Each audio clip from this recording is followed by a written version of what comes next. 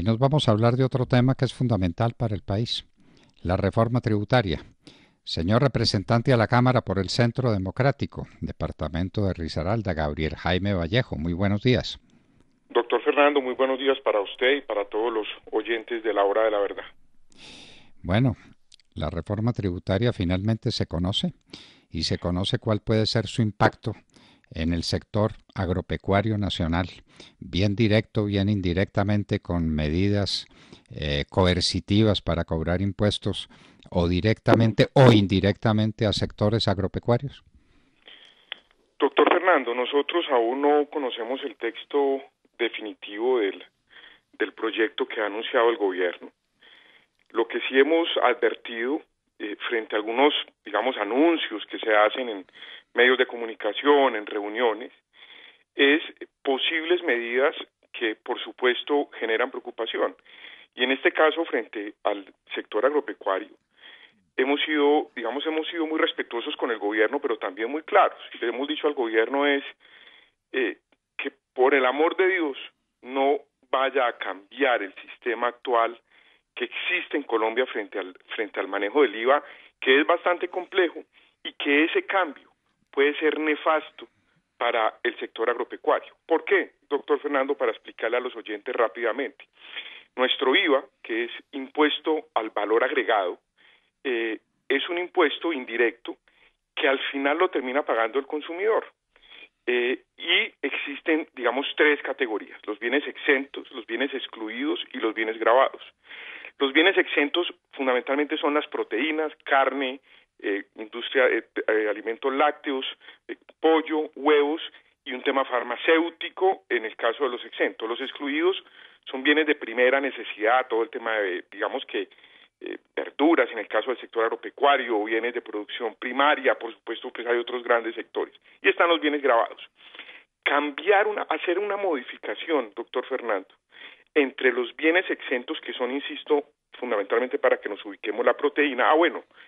Es importante decirle a los oyentes que un bien exento no es que no esté grabado con IVA. El bien exento tiene IVA, lo que pasa es que la tarifa es cero.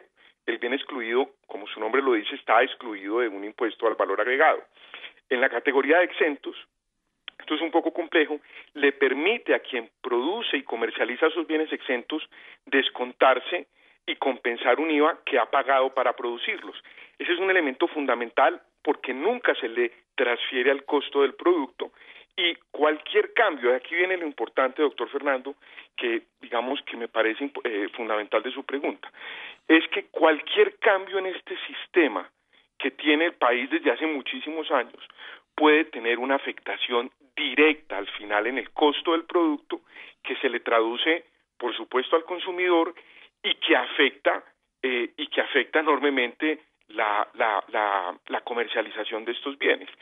Esa es una advertencia que nosotros hemos hecho, le hemos solicitado al gobierno, que los bienes del sector agropecuario y todo lo que conlleva la cadena debe mantenerse bajo la figura de bienes exentos en unos casos y bajo la figura de bienes excluidos. ¿Por qué? Porque de cambiar esto, insisto, vamos a tener un impacto directo en el precio final y obviamente lo que eso conlleva. Voy a ponerle a usted un ejemplo. Si usted, para producir arroz, pues requiere algún agroquímico, un agroinsumo, un fertilizante, un elemento que hoy no tiene IVA porque precisamente hace parte de esa cadena, gravar ese elemento que contribuye o que, digamos, que sirve para producirlo, pues finalmente lo que tiene que hacer el agricultor pues es transferirlo al costo. Entonces, lo que le estamos diciendo al gobierno es mucho cuidado con afectar la producción agropecuaria. Ese es un renglón absolutamente sensible, doctor Fernando, al tema tributario. Y termino con esto para que tengamos las cifras claras. En el caso de los bienes exentos, ese tiene un impacto fiscal de un poco menos de 5 billones de pesos de estos productos de proteína, y en el caso de los bienes excluidos relacionados con el sector, digamos, agropecuario, un poco también más o menos unos 5 billones de pesos, para un total de entre 10 y 11 billones de pesos. Están otros renglones de la economía en bienes excluidos: la salud, la educación, que obviamente suman un poco más de 60 billones de pesos, pero hemos insistido, reitero, en la protección del sector agropecuario en un momento tan difícil para el país, doctor Fernando. Doctor Vallejo, vamos a presenciar un debate real sobre estos temas tan importantes como los que usted menciona, sobre estos asuntos que nos causan tanta preocupación, o la reforma ya va a llegar negociada y lista, solo disponible para que ciertos parlamentarios le incluyan nuevos artículos y nuevos artículos y nuevos artículos y o me aprueba los míos y entonces yo apruebo los suyos o no me aprueba los míos y yo no apruebo los suyos. ¿Vamos a tener un debate real o vamos a tener un debate de esos lamentables que hemos presenciado tantas veces y que se resuelven en un mar de mermelada? Doctor Fernando, se lo digo como colombiano y como congresista de la República. El margen de error en lo económico, en lo político y en lo social es ninguno. Aquí el Congreso de la República no se puede equivocar, porque si el Congreso de la República se equivoca, aquí lo que está en juego es el futuro del país.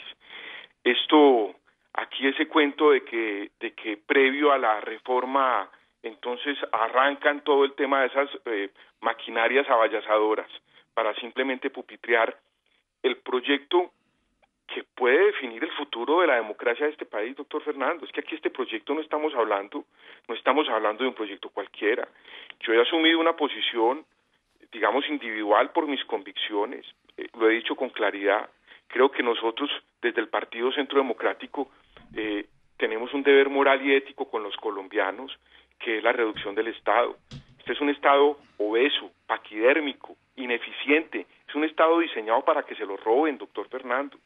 Entonces, si nosotros no vamos a poder hablar de eso en la discusión de la reforma, de esta reforma, si nosotros no vamos a poder hablar de revisar estructuralmente los subsidios, doctor Fernando, a mí me da mucho temor de que se está hablando de que vamos a llegar a 20 millones de colombianos con los subsidios. Entonces eso significa que entonces otros 20 millones estamos sosteniendo a la mitad de la población o casi la mitad de la población. Ese es el país que nosotros queremos, ese es el país que nosotros nos estamos soñando. Si nosotros no vamos a poder presentar y manifestar estas preocupaciones en el debate democrático del Congreso de la República, apague y vámonos, doctor Fernando. A eso sí se lo digo. Yo creo que, insisto, no hay un momento más complejo para la historia del país, más delicado que este que estamos viviendo, porque claro, estamos con el efecto de la pandemia, pero aquí estamos a puertas de un precipicio político, económico y social, y que si no se toman las medidas estructurales importantes en medio de una crisis, por supuesto, en medio de una crisis, pero a mí sí me preocuparía y sería una frustración como congresista de la República que uno sintiera las maquinarias avallazadoras y que esto estuviera decidido antes de su radicación. Aquí hay que lograr unos consensos, claro, pero consensos en lo fundamental. ¿Cuál es la visión de país que tenemos, doctor Fernando? Aquí hay que decirle a los colombianos que aquí bienvenida a las transferencias monetarias para los colombianos más pobres, que lo necesitan, pero esto no puede ser indiscriminado, esto no puede ser indefinido en el tiempo, esto no puede ser subsidios a diestra y siniestra, porque lo que hacemos es destruir el tejido social de Colombia. Entonces, si esas discusiones, doctor Fernando, no las vamos a dar en el seno democrático, pues hombre, yo creo que aquí lo que estamos viendo es prácticamente el cierre del telón de la época republicana colombiana y creo que no nos esperarían buenos días hacia el futuro. Doctor Vallejo, yo le suplico que sea consciente de una cosa: la fe que los colombianos tenemos en nuestras instituciones, la esperanza de vivir en un país distinto, que no sea un país de mermelada y de corrupción, sino un país ajustado, austero, diseñado para que las cosas funcionen y no, como usted dijo, diseñado para que se lo roben. La fe que tenemos depende de hombres en el Congreso como usted. Si hombres en el Congreso como usted no está completamente solo, muy solo está, muy solo, pero esto que nos ha dicho tiene que ser repetido una y otra vez desde el Parlamento colombiano. Usted no nos puede fallar porque, le repito, nos queda fallando lo que nos resta de fe en el sistema democrático del país. Si esto llega negociado, si esto es una feria de impuestos por aquí, de impuestos por allá, sin pensar en el país, sin pensar en el futuro, sin darnos cuenta del abismo en el que estamos por un endeudamiento que es sencillamente colosal, por un gasto público desbordado, esa es la verdad, esto no es por cuenta del COVID, esto es por cuenta de un gasto público gigantesco que hemos tenido. Si esas cosas no se dicen y no se discuten, pues hasta ahí nuestra fe en el sistema democrático en el país. Y créame que somos muchos los colombianos que estamos pendientes de que hombres como usted en el Parlamento levanten la mano, propongan estos temas y obliguen a su tratamiento objetivo, serio y profundo, para que no se resuelva. Sí, diga usted. No, yo quisiera decir algo, doctor Fernando, que es muy importante, escuchando ahorita su entrevista al señor ministro, al que apreciamos además, en algo fundamental y elemental de lo que usted como maestro nos enseñó a sus alumnos, doctor Fernando, y es que el Estado de Derecho se caracteriza, hay una característica esencial, que es la separación de poderes. Y en Colombia, doctor Fernando, esto hay que decírselo también a los colombianos, en Colombia hace muchísimo tiempo viene rompiéndose esa separación de poderes. Por un lado, por un activismo judicial, en donde pareciera que las otras ramas del poder público somos notarios de la Corte Constitucional.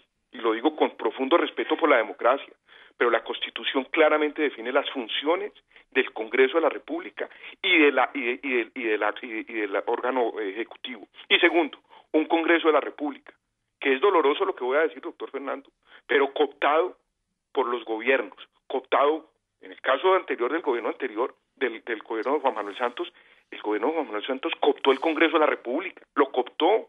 Era un apéndice de la Casa de Nariño. Y cuando la separación de poderes se rompe en un Estado de Derecho, doctor Fernando, se rompe la República. Ese es un tema que es el que tenemos que revisar con profundidad. Entonces, en el caso, por ejemplo, de orden público, a mí me enseñaron que la Constitución establece quien tiene la obligación constitucional de manejar el orden público en el país es el presidente de la República, quien tiene, esto es sin pedir permisos, es que aquí no hay que pedirle permiso a nadie. El presidente tiene la obligación, en el caso del Congreso de la República, es hacer las leyes de manera autónoma. Pero si aquí lo que vamos a tener es las cooptaciones de los órganos del poder público, ay, doctor Fernando, si nos esperan días difíciles en los años venideros. Difíciles y amargos. Y usted tiene toda la razón. El ministro Diego Molano, a quien le tenemos tanto respeto, tanta admiración, tanta simpatía, nos decía que es que se están ajustando a los preceptos de la Corte Constitucional para fumigar. Pues usted sabe que yo como profesor que fui suyo y como profesor de tantas generaciones en Derecho Constitucional, yo diría eso no es posible. Hay que mirar cuáles son los lineamientos que firma el Congreso. Es que el Congreso es el que hace las leyes. El Congreso es el que dispone dentro de cuál marco jurídico el presidente de la República puede garantizar el orden público. Ah, no, aquí en la Corte Constitucional. Válganos Dios, esto yo lo hubiera llamado un golpe de Estado, si es que fuera profesor en su momento, pero pues parece que los tiempos cambiaron y ahora hay que estar pendiente no de lo que diga el Congreso a través de leyes, sino lo que diga la Corte a través de unas sentencias que dicta cuando se le da la gana y como se le da la gana. O de comunicados de prensa, porque aquí resolvieron que antes de dictar la sentencia sacan comunicados de prensa. Señor representante Gabriel Jaime Vallejo, tenga la seguridad de que el país está pendiente de que el Congreso de la República vuelva por sus fueros y que este debate de la reforma tributaria sea un debate serio, profundo, claro, que el país quede convencido de que lo que se hace no es porque se ha distribuido mermelada, sino porque es lo que le conviene a la nación. Muchísimas gracias por estar con nosotros en la hora de la verdad, doctor Vallejo. A usted, doctor Fernando, muchas gracias y Dios lo oiga con esas palabras. Bueno, señores, ¿qué tal que tuviéramos una legión de representantes como Gabriel Jaime Vallejo y de senadores como él? Pues es que debiera, doctor Fernando, porque precisamente lo que hace falta es enterarse, ¿no? Qué distinto fuera el país, ¿no? Qué distinto fuera el país. Bueno, porque es que a veces uno escucha unos debates en los que dice, oiga, ¿se habrán leído el proyecto de ley? Bueno. Por lo menos habrán entendido cuál es el objeto, que es el primer artículo del proyecto. Y si habrán leído la Constitución, yo oía una y otra vez al ministro No. Diego Molano, a quien le tengo tanta simpatía y tanto respeto, diciendo que están viendo cómo se acomodan a los lineamientos de comportamiento que fija la Corte Constitucional. Y digo, esto no es posible, esto es una pesadilla. Eso es lo que le corresponde hacer al Congreso de la República. Para eso lo elegimos los colombianos. Ah, no, aquí quien legisla es la Corte Constitucional. Válganos Dios. Gabriel Jaime Vallejo, representante a la Cámara por el Centro Democrático, Generación del 14, Departamento de Risaralda, estaba con nosotros en la hora de la verdad.